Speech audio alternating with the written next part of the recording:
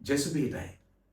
අද දරුවනි භෞමික දෙයට ඇලුම් වෙච්ච අය කතා කරන්නේ භෞමික දේ. මේ පොළොවේ දේවල් කතා කරන්නේ. ඒ විදිහට හැම දෙයක්ම දකින්නේ. අද සුපෝතුලින් අපි දකිනවා ජේසුස් වහන්සේ පූප වැඩි කිරීමේ මහා ප්‍රාතිහාර්ය කළාට පස්සේ මිනිස්සු ජේසුස් වහන්සේව අල්ලාගෙන රජකමට පත් කරන්නට යනවා. එහෙම දෙයින්ද?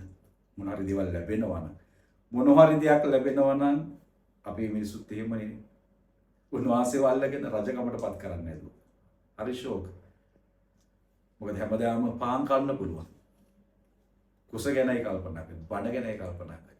ජේසුස් වහන්සේ එතනින් ඉවත් වෙලා කන්දකට යනවා තනියම යාඥා කරන්න.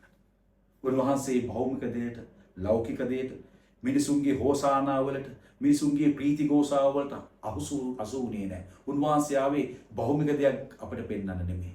ස්වර්ගීය දෙයකට අරගෙන යන්න. සදාතන ජීවනයේ ආහාරය දෙන පිණිසයි උන්වහන්සේ මේ පොළොවට ආවේ. ඒ නිසා අද දරුවෙනි සහෝදර සහෝදරියනි, ජේසුස් වහන්සේව අයිති කරගන්න අය හුදෙක් මේ ලෝකයේ භෞමික දේවල් ඉල්ලනවට වඩා උන්වහන්සේ එක්ක ස්වර්ගීය ගමනට එකතු වන්නට වරම් ඉල්ලලා යාඥා කරන්න. ජෙසුස්පීටයි.